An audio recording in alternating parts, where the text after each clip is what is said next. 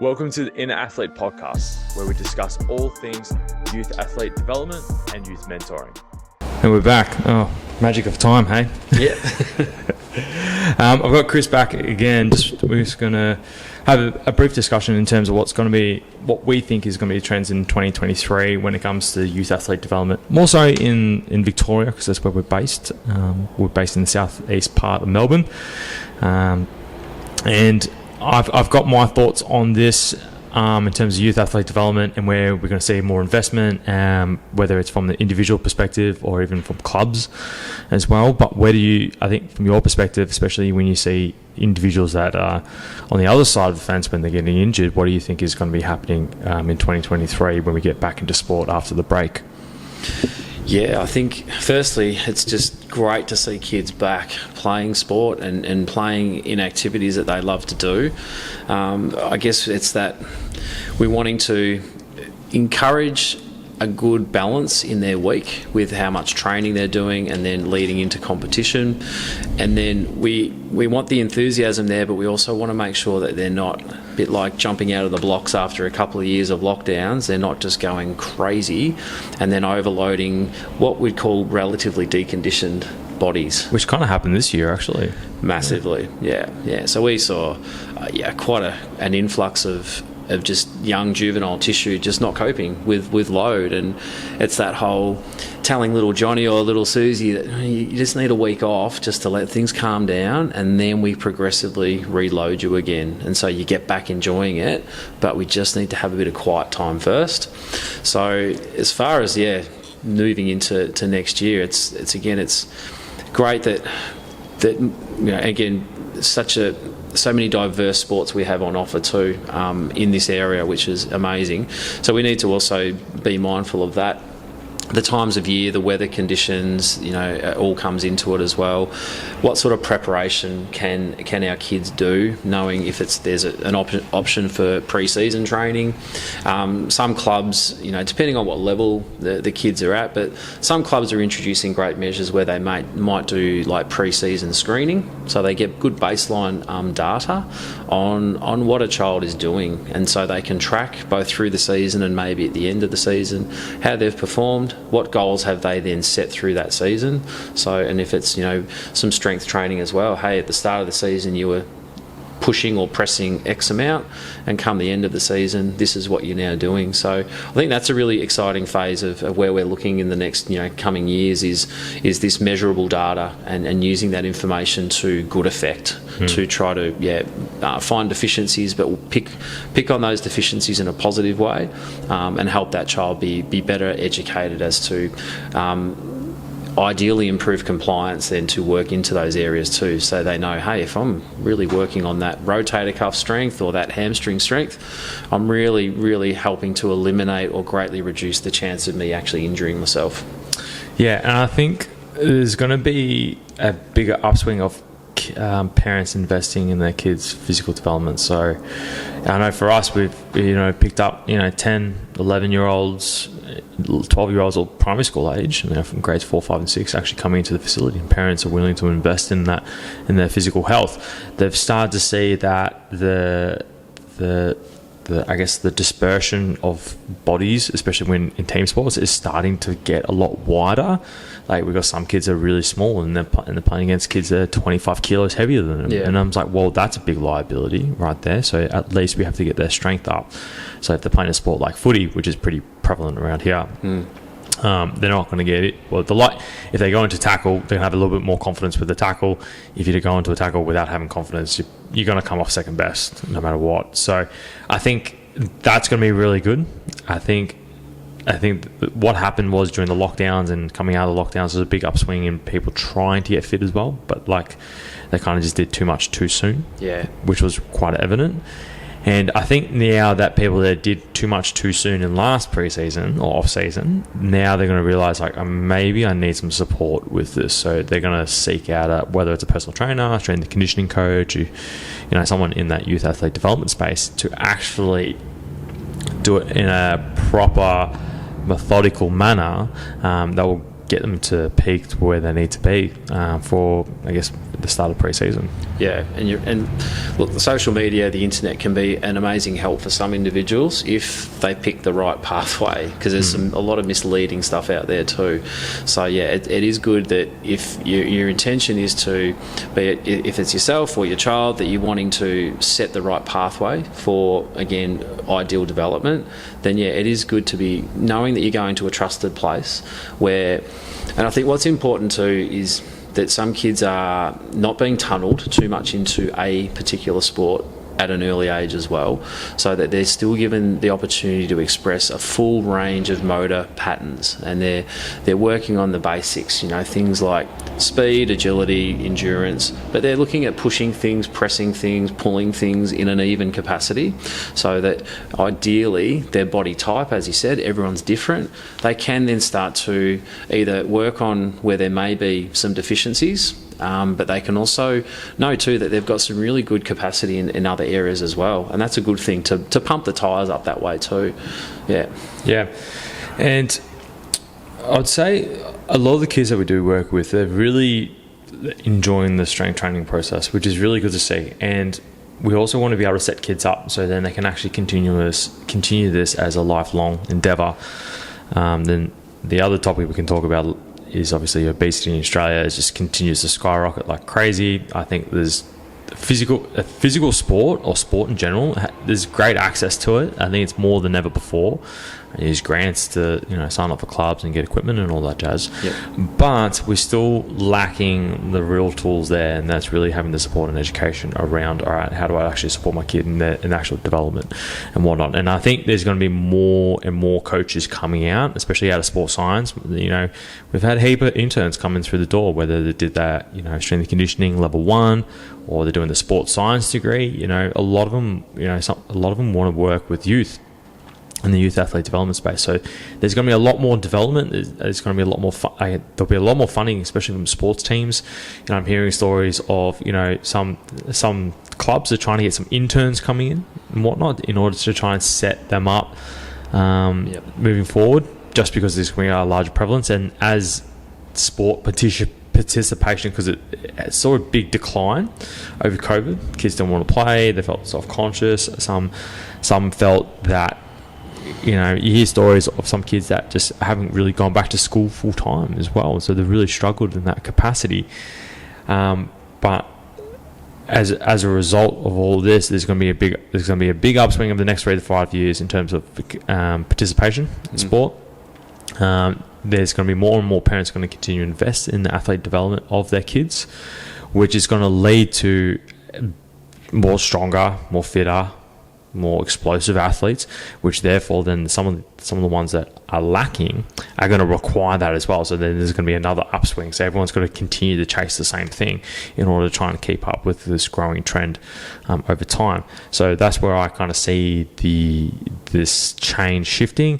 The belief systems with parents when it comes to strength training is going to shift. We've covered in a previous podcast, 4 training myths, and one of the big ones was strength training is detrimental for kids' growth. And I'm like, well, no, first of all, there's no context in that myth. But the one thing that we said is malnutrition is going to be the biggest problem for growth if the kids aren't eating well, eating enough calories and nutrient dense foods at the same time.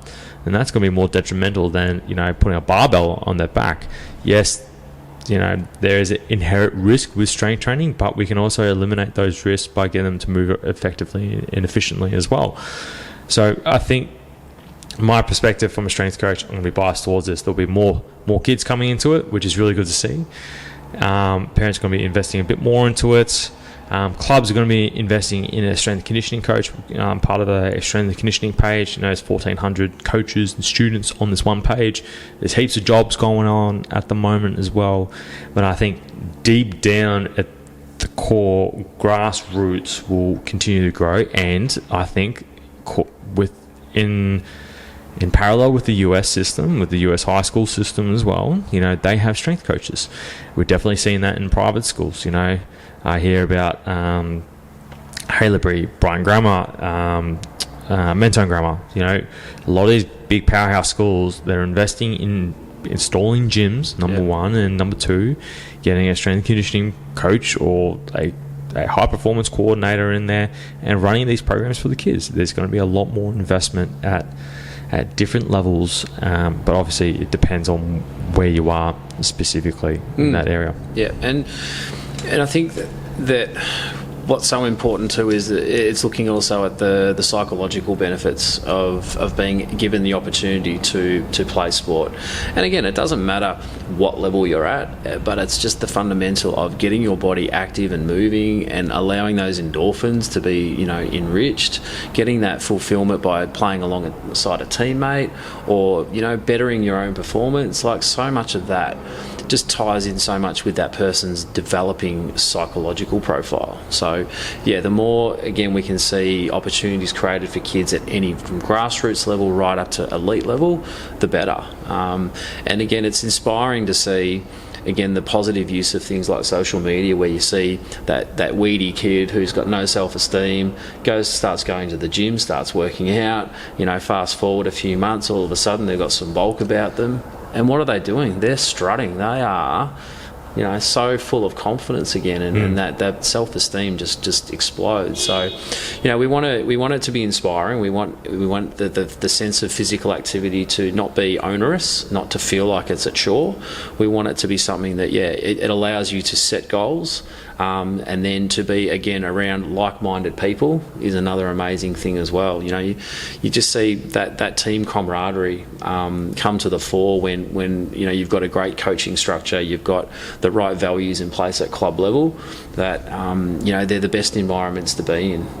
Rather than seeing your kid hanging around at the bus shelter or loitering down at the beach. Yeah, it's great that that they're invested in something that is good for them, for their physical and mental well-being. I was talking about social media. I saw a video. It was John Cena, actually, why he got into the gym and why he's so jacked. So he actually got into the gym when he was 13 years old. Yeah, apparently he was bullied in school. The funny thing is, though, he didn't do it for self-defense. I think this is Howard Stern. He was interviewed by Howard Stern, and he basically said, when he was 13 years old, got into the gym, and just kind of like secluded him away from the bullying and helped develop his self-confidence. And he didn't get big, obviously, overnight. It actually took him a couple of years, because obviously the younger years, it takes a lot more time. Testosterone hasn't really done its thing as of yet. Probably didn't know much about nutrition. He probably got a little bit of gains, but until when he was like 17, 18, 19, I think he wrestled at college level as well. But obviously he became a big wrestler in the WWE, and obviously he's big in Hollywood at the moment as well. So that's basically one of the, is an outlier, but he's a success story in terms of getting into the gym, getting physically fit and healthy. Yeah. And I cast my mind back to when I was a kid, and what opportunities I had, and it was, I was very fortunate that I could play sport. But you think back at the structures that were set up back then, and it was basically a volunteer parent just helping out. But like you said before, now the opportunities for the kids with strength and conditioning coaches, interns working at places like Inner Athlete, that the education, the constant research that's coming through, the evidence base behind things now, it's just getting better and better. So it's an amazing opportunity for these young kids over these next few years to not only enjoy again the essence of being physically active, but to be guided so well. That's huge. I'm going to clip this. There's been more investment because the obesity crisis is getting out of hand. It's absolutely nuts at the moment. I think they said in Queensland, I think it's 1 in 4 kids are overweight or obese, which is nuts, and haven't even finished school yet. And I think I think the stats would probably be somewhat relative to here. Might be a little bit higher, a little bit lower. I remember I was a fat kid growing up as well. I went to the gym. I felt, I remember one time I saw Nick Rewalt in the gym. I saw him benching 100 kilos. I'm like, I can do that. I think I was 16 at the time as well. I was like, I'm doing all right for myself. But I think the issue is, like, from an individual basis, like, yes, getting into the gym, getting fit, getting a coach, getting a support network around you is obviously important, and that's what we see as a trend moving forward, is getting that support. I think that's becoming more of a thing now, is the support side. But then I think from a community basis, but also from a public health perspective, I think there needs to be a lot more investment. If kids were stronger, diabetes would, later on down the track, we'll see a decrease in diabetes and whatnot. I think everyone should be everyone should be strength training. Yeah. My belief, yeah. Yeah, and you tapped on the obesity again. It's almost its own pandemic, isn't it? It is quite a concern, and I think there's the other facets in a child's makeup that are important as well, in as far as what's their sleep quality like, and going back to eating, when are they eating? Not just what are they eating, when are they eating? Are they snacking, late at night? Is that then upsetting their gut, integrity over a 24-hour period? Again, the influence of screen time on, again, quality of sleep. Just there's so much that feeds off that sleep quality that I think that's another big area we need to be better educated in the coming years as well. It's huge. Yeah, and if you want to better regulate boys, get them in the gym. I don't think there's anything that really beats strength training for young boys. Then get them in the gym, teaching them to grow and see progression and development, and physically exerting themselves and grunting, and put them in positions where they can safely fail and all that jazz. I think that's probably the most powerful thing moving forward for young boys and men. And my arm would certainly appreciate it, for my 15-year-old son punching me all the time. It's just as he walks past, he goes, bang, yeah, thanks for that, mate. Why don't you do it in the gym instead? Do it in a punching bag. No, you're fine. So yes, I think it's not until it gets tapped back. Yeah, well, that's right. But it's definitely, as you say, testosterone, that surge, that they just have this need. It's like you can see them. They haven't turned green, but they do become like the Hulk, and they need to get rid of that energy. They need to channel it massively. That's powerful stuff. Like, I don't think young boys or teenage boys really understand. It's like, hey, you can channel this in a more respectable, but also in a way that's going to help put you in a better position moving forward. Like, I can't really emphasize that enough. Yeah, and it's that flow-on effect into creates routine, it creates discipline, it creates focus, as well as hopefully you get physical benefits from it too. So yeah. Cool. Thanks for your time, Chris. For those who want to see Chris, if you've got injuries or anything nagging, get in before Christmas. If this is up after Christmas, get in as soon as possible. Then he's just based down in Parkdale, right near the beach, beautiful part of the southeast Melbourne. You can look him up at Parkdale Osteo on Google, or look online as well, parkdaleosteo.com.au. Thanks, Chris. Thanks, Trent. You have just listened to the Inner Athlete podcast. Be sure to subscribe to stay up to date with the release of weekly episodes.